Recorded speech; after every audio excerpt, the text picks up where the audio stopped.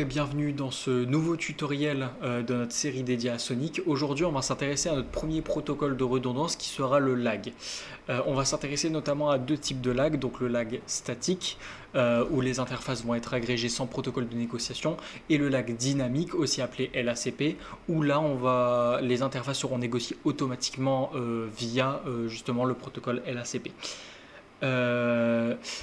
Pour commencer, on a du coup une topologie vraiment basique où j'ai juste deux switches et je vais direct ouvrir les fenêtres de mes deux switches. On va accéder tout d'abord au CLI Sonic de mes deux switches comme d'habitude et on va passer en mode de configuration. La première étape, ça va être de créer un port channel. Qu'est-ce que c'est qu'un port channel ou alors canal du coup en français? C'est justement un canal logique qui va regrouper plusieurs interfaces physiques, ce qui va permettre notamment d'augmenter la bande passante, puisque un canal va finalement additionner la bande passante de tous les participants. Donc si jamais vous regroupez deux ports qui ont 10 Go de bande passante dans le même canal, vous aurez au final un canal avec 20 Go de bande passante. Et on aura aussi une redondance accrue, puisque si l'un de ces liens physiques venait à tomber, on a encore le deuxième lien qui est encore opératif et qui va permettre toujours de pouvoir router le trafic sans problème. Du coup, comme j'ai dit, la première étape sera de créer ce canal. Pour cela, rien de plus simple, toujours en mode de configuration. On va faire interface port channel 1. On va commencer du coup par allumer cette nouvelle interface qu'on vient de créer et de sortir. On va aussi faire du coup la même chose de l'autre côté. D'abord le mode de configuration. Interface port channel 1. No shutdown. Exit. Et on va du coup câbler en même temps notre topologie. Donc comme on a dit, un lag finalement ça va être plusieurs interfaces physiques qui sont reliées. Donc ce qu'on peut faire, c'est par exemple notamment relier Ethernet 0 à Ethernet 0 et relier Ethernet 1 à Ethernet 1. Comme ça on aura deux liens qui relient nos deux switches. On va pouvoir du coup revenir dans notre CLI. Et ici, on va accéder du coup à notre interface justement qu'on vient de relier. Donc interface Ethernet 0. Et on va les ajouter à notre canal. Pour cela, il suffit de faire channel group 1, no shutdown, exit. La même chose du coup sur Ethernet 1, channel-group 1, no shutdown, exit, pardon oui, no shutdown et après exit. Et pour le deuxième switch on va faire la même chose, mais on peut aller un peu plus vite. On peut faire interface range Ethernet 0-1 afin de pouvoir modifier les deux interfaces en même temps. On va faire channel-group 1, no shutdown pour les allumer et ressortir. Donc là maintenant on vient de rajouter les deux câbles qu'on vient de mettre sur notre topologie, on vient de les ajouter à notre canal.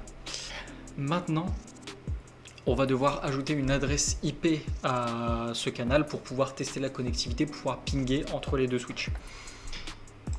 Donc pour cela, rien de plus simple, on va retourner dans la configuration de notre interface port channel 1 et on va faire IP adresse 10.0.0.1/24 et ici interface port channel 1 IP adresse 10.0.0.2/24. Donc là on vient du coup d'attribuer une adresse IP à nos deux ports channel. Et maintenant il nous suffit juste de tester la connectivité entre les deux switches pour voir si ça marche. Pour se faire un plus simple ping. Et là, on voit bien du coup que le ping passe. Maintenant, on peut tester quelque chose pour voir si justement notre lag marche bien.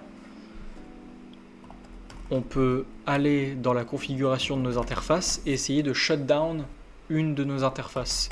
Donc interface Ethernet 0, shutdown, exit. On peut faire un show interface status pour voir du coup si on a bien notre interface qui est down. On peut voir juste ici effectivement que Ethernet 0 n'est plus opérative, on vient de l'éteindre. Et pourtant, si jamais on refait un ping vers notre switch, le trafic passe toujours, ce qui prouve finalement que notre lag est bien setup. On a bien deux câbles physiques, deux interfaces physiques dans le même canal logique. Et on a du coup une couche supplémentaire de redondance. Si jamais on a un des liens qui vient s'éteindre, on aura cette couche de sécurité pour assurer le trafic.